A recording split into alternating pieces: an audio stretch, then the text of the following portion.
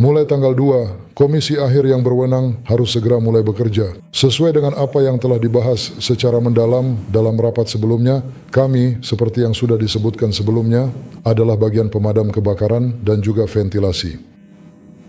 Kami sudah beberapa kali memeriksa ulang semuanya, sudah mempersiapkan diri. Nah, sekarang atap akan diukur, lapisan-lapisannya juga akan diukur. Semuanya akan diukur, ketebalan aspal juga, pokoknya semuanya dari awal sampai akhir, ya sudah, tidak apa-apa. Kalau memang begitu, ya sudah, kita akan mengukur, mau bagaimana lagi. Jadi, seluruh minggu ini akan berjalan cukup menegangkan dan penuh tantangan yang signifikan. Padahal minggu sebelumnya, yang sekarang sudah hampir selesai sepenuhnya, juga tidak membuat kami bisa bersantai ria sama sekali. Karena memang volume pekerjaannya sangat banyak sekali dan menumpuk. Proses pemasangan, penyesuaian, dan penyambungan berbagai peralatan penting sedang berlangsung dengan intensif dan berkelanjutan. Jadi kita sekarang sudah mendekati tahap penyelesaian salah satu bagian proyek yang sangat penting ini. Ini adalah pembangunan fasilitas Pusat Inovasi DETB LLC Sovelmash yang sangat dinantikan. Dan kita sedang mendekati tahap berikutnya yang penting, yaitu dimulainya produksi secara penuh. Dan tahap selanjutnya ini sesuai dengan rencana yang telah ditetapkan secara bertahap akan mengalir dari tahap sebelumnya dengan lancar. Jadi sekarang persiapan sedang berjalan dengan baik, di mana teknologi sudah kami sesuaikan sepenuhnya. Kami langsung membuat komponen-komponen, mengemasnya dengan rapi dan mengirimkannya ke gudang penyimpanan. Dan proses selanjutnya, karena misalnya setelah paket stator dan rotor dicetak, maka langsung KE gudang. Dari gudang diambil, lalu dipasang isolasi slot. Kemudian kawat sudah tersedia, kami menggulung bagian-bagiannya, dan mesin untuk menarik lilitan sudah datang. Selanjutnya, kami menyesuaikan cara kerjanya, ada beberapa catatan, dan kami lakukan penyempurnaan di sana. Begitu teknologinya sudah disempurnakan dan dikuasai, kami akan langsung mulai memasang lilitan pada stator untuk angle grinder. Saat ini kami sedang bekerja untuk menghubungkan mesin pembentukan dingin, sedang dipersiapkan, agar kami bisa membuat bahan baku poros dan melakukan proses finishing secara presisi di mesin, sehingga kami bisa mulai mempersiapkan perakitan rotor dengan lebih baik. Namun, kami kekurangan satu bagian di sana, lebih tepatnya satu komponen. Itu adalah cetakan untuk pengecoran sangkar tupai.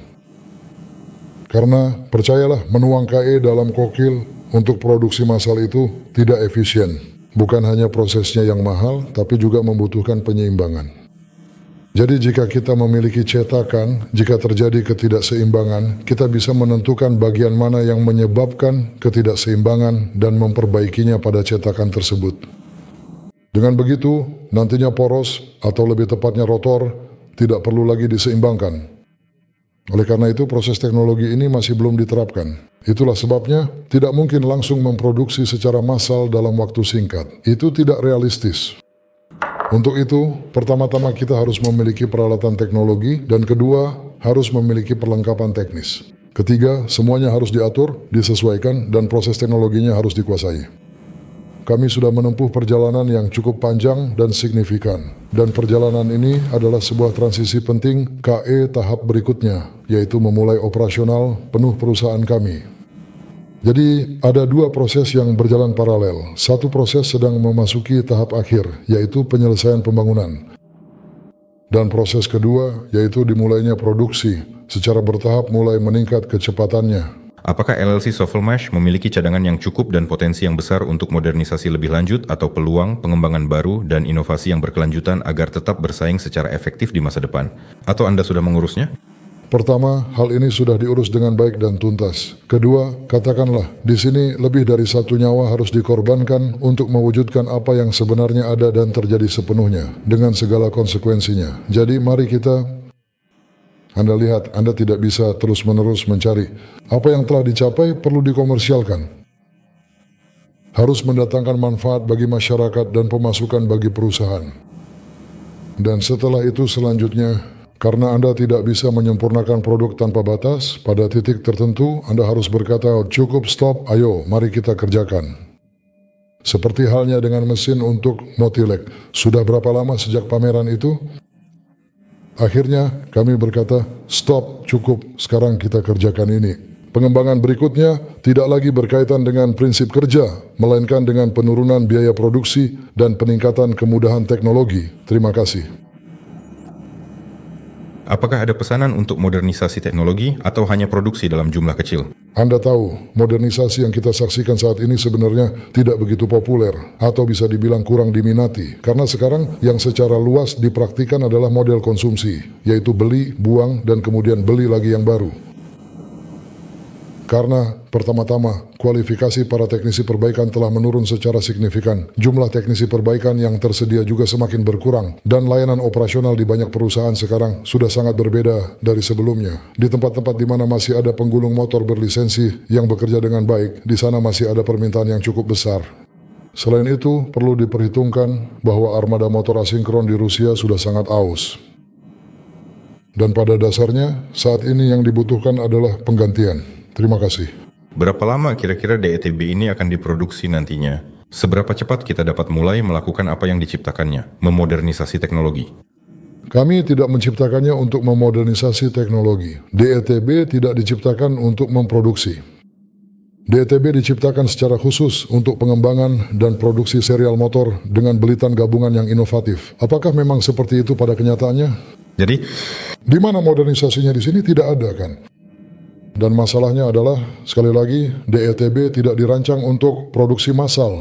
Produksi massal harus diserahkan kepada pihak lain. Karena dalam kondisi seperti ini, memproduksi 100.000 motor per bulan itu tidak mungkin, benar-benar tidak mungkin.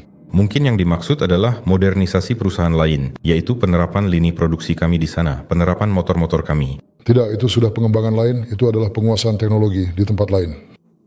Pada dasarnya, itu sangatlah tergantung pada kehendak dan visi pemimpin. Untuk itu, mereka harus benar-benar melihat dan memahami ada manfaat yang signifikan di dalamnya. Ya, kami memang sedang melakukan negosiasi. Ya, kami menangani dan berkomunikasi mengenai hal-hal ini. Namun, agar bisa beralih dari pembicaraan KE tindakan nyata, kami harus mengoperasikan fasilitas tersebut.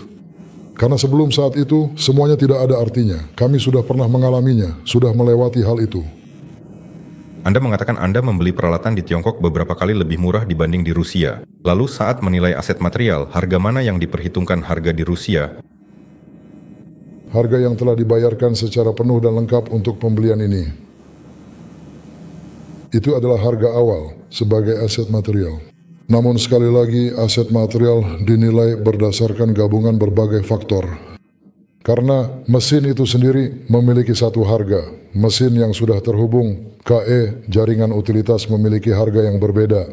Dan mesin-mesin yang digunakan dalam satu kesatuan sistem sebagai sebuah unit produksi yang utuh, itu adalah harga yang ketiga. Paham? Ini bukan hanya soal pencatatan semata dalam neraca akuntansi. Bukan, ini lebih dari itu. Ini adalah besaran yang agak berbeda. Terima kasih. Apakah Anda berencana memproduksi Motilek di fasilitas Anda sendiri atau hanya mesinnya sementara konstruksinya dirakit perusahaan lain? Ya, nanti hidup yang akan benar-benar menentukan segalanya. Karena kita harus tetap fokus dan secara efektif memproduksi produk yang bisa kita hasilkan dengan biaya produksi yang paling minimal dan dalam volume yang cukup besar. Karena bahkan untuk menyimpan Motilek saja, kami benar-benar tidak punya ruang yang memadai.